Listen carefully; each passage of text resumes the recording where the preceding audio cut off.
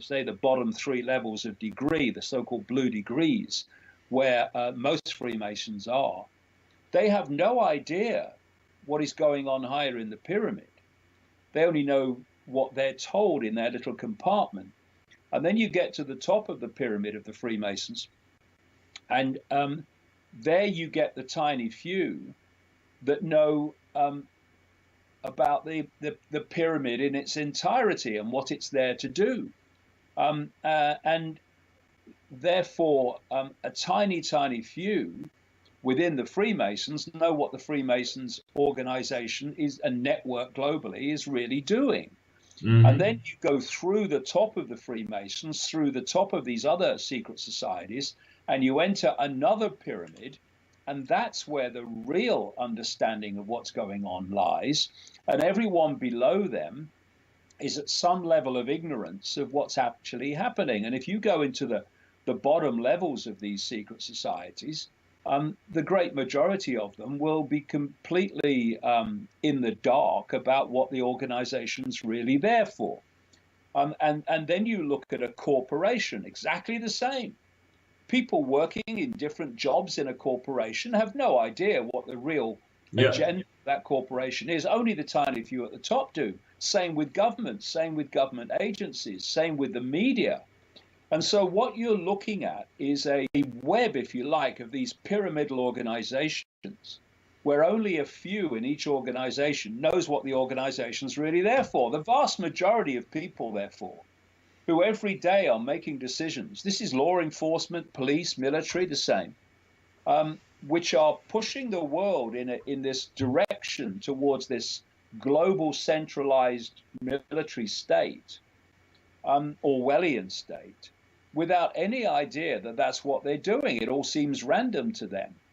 And so what people like me do is pull the strands together and show, actually, you know, that organization that you are involved in and earns your living, and you think you're doing this and doing that, this when you put it into the web is what it's actually doing and why it's doing it.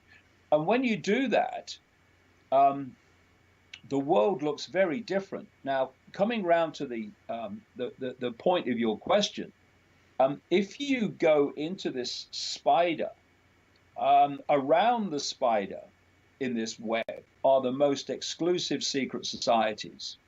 And at that level, they will know what the true controlling force really is. As you come out into the pyramid, even people who are knowingly working towards this Orwellian global state will not know the true nature of the force behind it. Mm-hmm. But I've spent nearly 30 years now researching this in some 60 odd countries now, and that force is not human. Ultimately, it's this web of control that I've described is how it plays out in the world that we see and the world that we experience. But the ultimate controllers are actually not human. And this is why when you follow this conspiracy of human control through history, that you see it progressing over thousands of years and hundreds of years. Yeah. And then people say, and it's a good question, why would people, all those centuries, even thousands of years ago, work to create this global centralized state when they weren't going to be around to see it? Why would they do that? Well, there are many reasons. Obviously, it's very financially rewarding if you serve this network of deceit. But there has to be a common theme, a common force that spans this, coordinating this through the ages to get to where we are now. And that force is not human. And it doesn't ultimately operate in the dimension of reality that we experience as of the world. This is another vast area that I talk about that is kept from us overwhelmingly, and that is that the so-called physical world that we think we're experiencing is illusory. Uh, Quantum physics and people that go down that road have shown that to be Yeah. true. Um, but if you look at mainstream science, what it does, it has to acknowledge the existence of the findings of quantum physics and the connected research that goes with it, because it exists. But having acknowledged its existence, it then goes about its business in its area of science as if quantum physics does not exist. And of course, what is now known about the illusory nature of physical reality should fundamentally affect every aspect of science. But it doesn't, because they want to hold this perception, that word again, that this world is real as we experience it. Because if we can believe in that, we are so far away from understanding how our reality can be manipulated that when people like me come out and say this is what's happening, they say that's ridiculous, you're crazy, that's Yeah, impossible. Well, you're right. what I'm saying is impossible if the world is solid, but it isn't. If you Hmm. think about a world of solidity, then um, what does that mean immediately? It means limitation. It means a limitation on virtually everything. But when you realize that this is just a decoded projection, Yeah. then the projection is not limited and solidified. Thus, you can you can start to realize that reality, which we experience in terms of solidity, is actually malleable. It's just like in many ways, like a Wi-Fi field that we are decoding. Now, let's just think about this. If you are in the shadows and you know that, and you know how to manipulate that, Hmm. and you have structured society and controlled the flow of information to overwhelmingly stop your target population from realizing that, then you Hmm. are in an immense and fundamental um, situation of power. Because not only are you manipulating a world in a way that the population you are manipulating does not understand is possible, you are also getting the population in vast numbers to immediately reject and laugh and ridicule anyone who is exposing what they're doing. Yeah. So it's a real uh, a bind in my public events. I don't talk about the manipulation of human society without talking about the nature of reality. Yeah.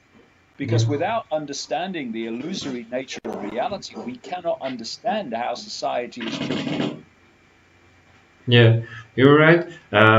This is it's the comparison with the Matrix film, yeah, because in the Matrix there's a defined world and everything is programmed like this, like this, like this. But the reality, as you said, is different. There is more possibilities we have to explore, but mainstream media don't talk about it, or mainstream science don't talk about it. It's a good notice. Maybe we can talk a little bit more about the topic. I heard about you that you are talking about Saturn and aliens and the this agenda behind. And it's right. Yeah, the thing is though that I talk about this in the books at length because there are so many dots to connect and strands to connect Mm, before the apparently what becomes becomes credible, becomes understandable. Mm. So it's as they say, it's a long story with many things, many pieces of information that need to be fitted together. But what I find very compelling Mm-hmm. is the way that what ancient societies have said and believed, what ancient cultures have said and believed, Yeah. and what I'm hearing from insiders and people that have been on the inside, whether they wanted to be or not, is the same. You know, when you have this theme from insiders, and I've been researching this now. Let's not forget, for nearly 3 decades, spent phenomenal amounts of time in the United States, for instance, researching this. Mm-hmm. And when insiders are saying this is what's going on, that this is what's going on, this is how it's done, and this is the non-human force behind it, Mm-hmm. and then you read about the beliefs, the legends, and the accounts of ancient cultures, and they're saying the same. It's very, very, very compelling to put the two together.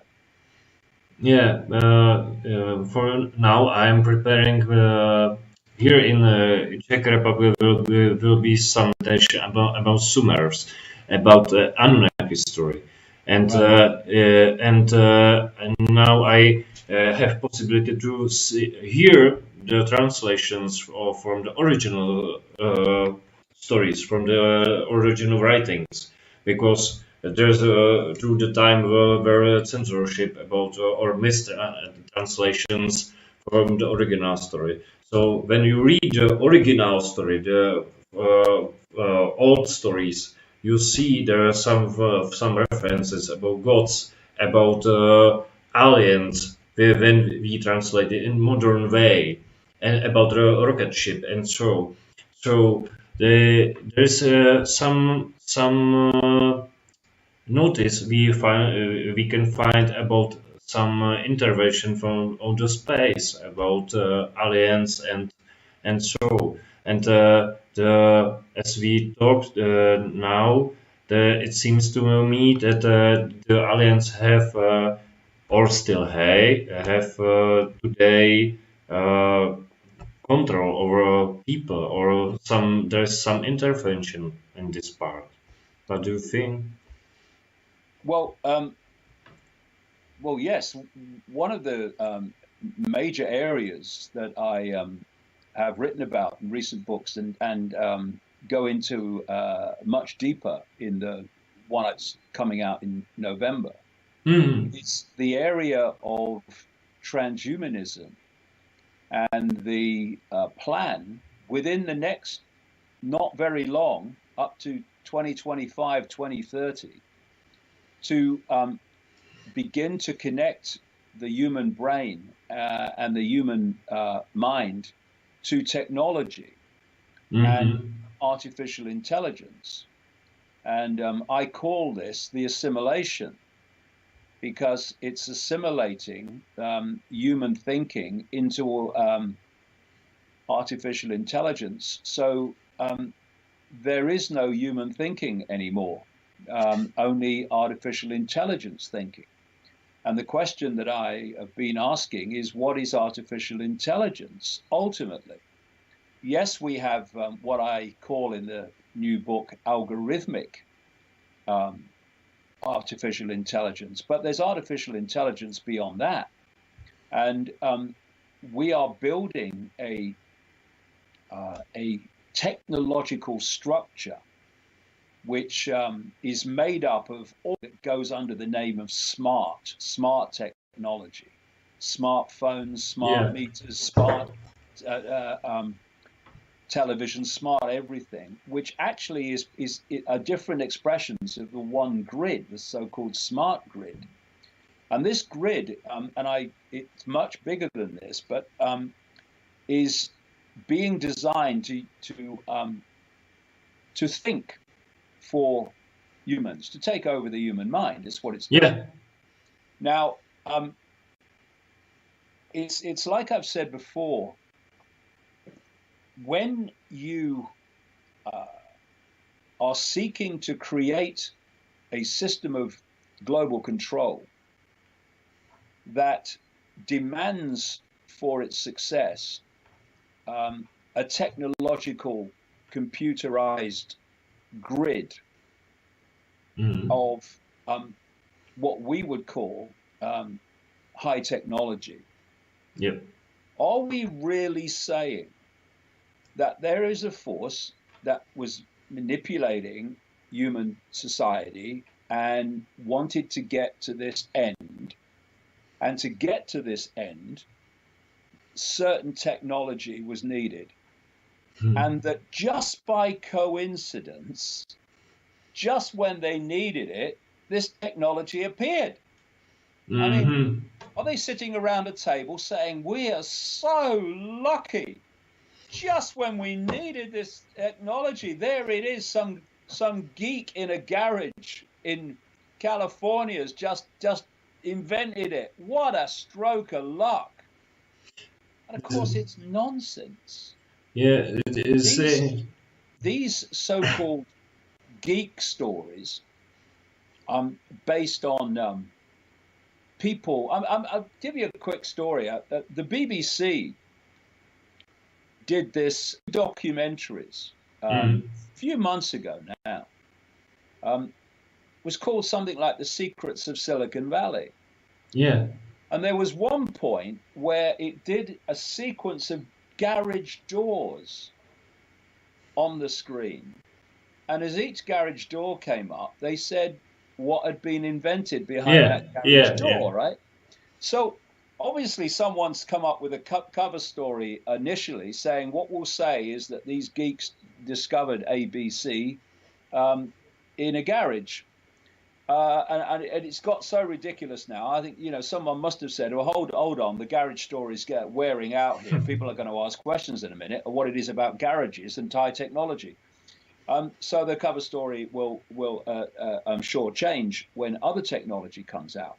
But you take, for instance, this, I think Apple have this office assistant called Siri. Yeah. And this office assistant technology, which is kind of becoming everywhere now. Well, that technology was seed funded by the CIA. Yeah. Why would the CIA want people to have office assistants just because they want it to be for the benefit of humankind? Yeah. I mean, has the CIA ever done anything for the benefit of humankind is the question. But where I'm going with this is that it's my view, after all these years of research, that this technology that we're now seeing as high technology, look at the latest thing, existed when in our, if you like, timeline, people were knocking rocks together and shooting bows and arrows. But if you give that technology to those people at that point in the timeline, what are they going to do with it? What could they do with it? So humanity has been brought along to be intellectual, to work with this technology as they bring it in, but not expanded consciousness enough to see what the hell is going on. And I remember there was a Central American shaman who asked the question, explain to me the brilliance of the human engineer against the stupidity of humans' belief systems and superstitions. And this apparent contradiction is because that part of the brain that is the intellectual clever that works with technology has been developed so that we can build our own prison, because that's what we're doing. Mm-hmm. That part that you might call wisdom, Mm-hmm. that part that can see dots connect rather and see the picture, not just the dots in and of themselves, that has been suppressed and been discouraged. And therefore, we are in the process now of building a technological prison for the human mind, which is Mm-hmm. controlled by a non-human force, while laughing and ridiculing and condemning those that are exposing it. Mm-hmm. Fortunately, the numbers of people, I've seen that so clearly around the world in the last 18 months as I've been talking around the world. The number of people who are seeing now through the cover stories, through the illusion, is gathering all the time, and has never been greater. Not in known human history anyway. So there are very encouraging things happening, as well as this agenda moving on. See, this is a really interesting situation because, as you mentioned here, or other way, other side, from the, I think it's on the division between previous century and this century, 20th century and 21st century, that consciousness of many people is changing. I think there is increasing count of people who are thinking different way, that are thinking about things different way, and they are asking for what is about, what is going on. Yeah, that's Yeah, absolutely right. Yeah, that's yeah, absolutely right. And, you see it in things like the Las Vegas shooting, yeah, yeah, and the way that more people all the time are not accepting the official story. yeah, And when you question it, it falls apart. And, I've been researching these terrorist attacks and shootings for a very long time. mm-hmm. And I've rarely come across one um, where the official story was in such tatters so quickly as this Las Vegas shooting. And part of that is either they're becoming they're becoming blasé about it, and not really doing it properly in terms of selling the lie, Mm-hmm. and leaving those in their story, or they are starting to panic, and from panic comes mistakes. Yeah, They are starting to panic in the face of finding it ever more difficult to sell these stories to the public. yeah, And so we are in a situation where, those of us that have worked for a long time to expose this can feel great encouragement in what is happening. But of course, still the great majority um, uh, believe the official story. But one of the major reasons for that is that they don't hear any other story. mm-hmm. If you don't go to, especially with this algorithm censorship now, if you don't make the choice to go and find out what other people outside the mainstream are uncovering about these things, then all you're going to get is the mainstream story. Mm-hmm. And one of the greatest forms of mind control, perception control, is repetition. Yeah. If people hear the same thing enough times, they'll believe it. It might be a load of old nonsense, If but you repeat fake news, they will believe it again. yeah. Yeah, So, we shouldn't. Excuse me. We shouldn't get disheartened by what is happening. I would be disheartened if the same number of people that were thinking differently was the same now as it was when I started out, because in those days it was next to nobody. Now it's great and gathering numbers of people, so it's good. It drives you on to keep going. So you think it's optimistic, like me? I think it's an optimistic situation. So Yeah, I am feeling optimistic, but of course we shouldn't be complacent either. There's still one heck of a lot of work to do. yeah, And another reason to feel optimistic is what we talked about earlier. You yeah, know, these people and this network of organizations are not seeking to demonetize the alternative media and to censor its information on the scale they're attempting, because it's a bit of fun and a good laugh.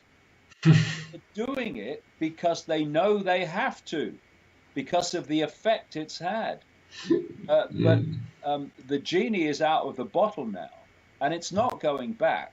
It's not going back. Well, it's not going back if people continue to have the backbone to not allow it to go back and not be intimidated. And this is one reason why this new book out in November, been told, is going to be so explosive.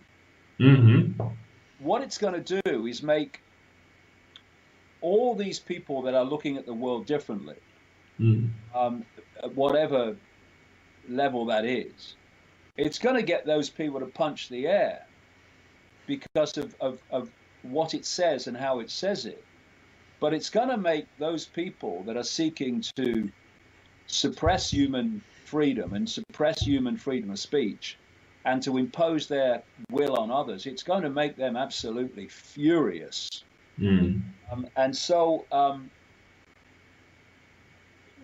one of the key reasons for that is that I've not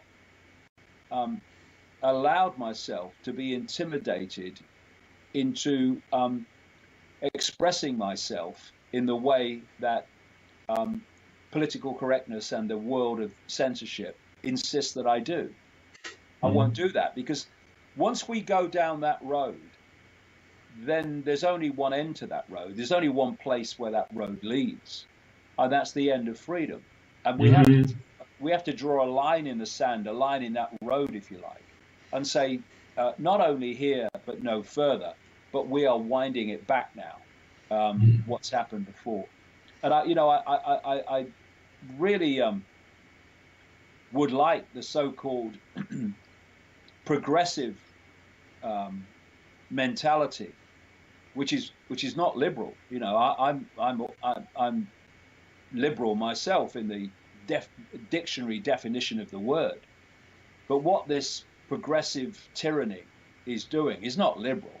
It's fascistic. Yeah.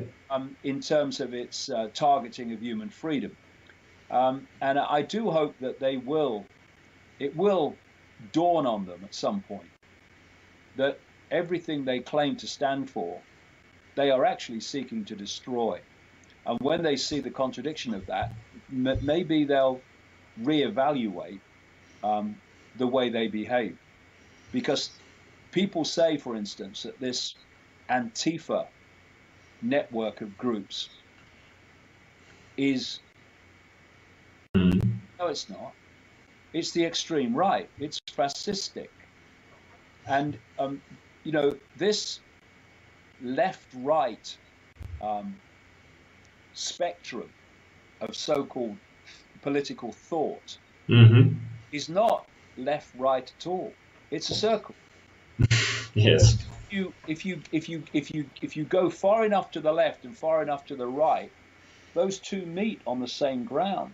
Yeah. Because the far left and the far right, the Antifa left and the Nazi right, is actually the same mentality, wearing a different disguise while claiming to be different. They're not. They're the same. Yes. in a different way to say everything is connected. So everything is connected together, one part to the. I have maybe because of time last question. It's about we talking about information. So maybe good question is about how to where you go if you want to take real good information. What's your for you sources that are really relevant to read it or listen if I want to find the true as possible. Well, again, I would come at it from another angle. Mm. Instead of saying go here, go there, that's where you'll find information. We need to become streetwise, questioning and filtering, so that we as individuals decide on what we don't. Mm. And the filtering says, yeah, I'll accept that, I won't accept that. That feels right to me, that doesn't. Mm-hmm. So you become, as the individual, the observer, you become the arbiter of what you believe and don't believe. Instead of going here and saying, yes, this is a good website, I'm going to believe everything that it tells me or everything that it says, well, that's giving your power away to that website. You know, everything that I, if you like, stand for is based on people taking their power back, not Mm-hmm. giving it away to someone else, not saying, oh no, I don't believe that anymore, so I'm going to believe that in its entirety, This is about people becoming their own arbiter of what they believe and what their perceptions are, Yeah. and not taking everything off the shelf and having a complete belief system, download, download, download. No, filter all information. Yeah. Take what feels right and leave the rest. And if it doesn't feel right because you can't believe it's true, then do some more research, because invariably you will find, if you go deep enough in the rabbit hole, that what appears to be impossible on one level of awareness becomes perfectly logical and explainable on another level of awareness. So it's a journey, and the more informed we can become, the more we trust ourselves to decide what becomes part of our perception and what doesn't. Instead of being told by others, the freer this world will be, and the less control any manipulation will have over people, because people will not accept a lock, stock, and barrel belief system anymore from anyone, and neither should they, because Mm. there are any wins. Yeah. Yeah. All right. So thank you for your time. Maybe we can Real pleasure. maybe we can make some invitation to your presentation in Bratislava for the Czech and Slovak people. Yeah, Yeah. Where is when is it? Can you remember? it's at the end of October. And I'm going to be in Bratislava in about a week. I've got my diary here, and it's going to be on Saturday, the 28th of October, where I'll be speaking in Bratislava all day, so 10 in the morning till 10 at night, and it's going to connect a phenomenal number of dots. And of course, the talk always moves on and moves on and moves on. all If right. people saw the presentation I did in Australia 18 months ago, and Mhm. they'll see the progression of how new information is introduced all the time. So we will present some other news from Oh, the all the time, all all the the time. time, all the time. Well, that's okay. Good to know. So now we can invite people to go in Bratislava and see you again. And I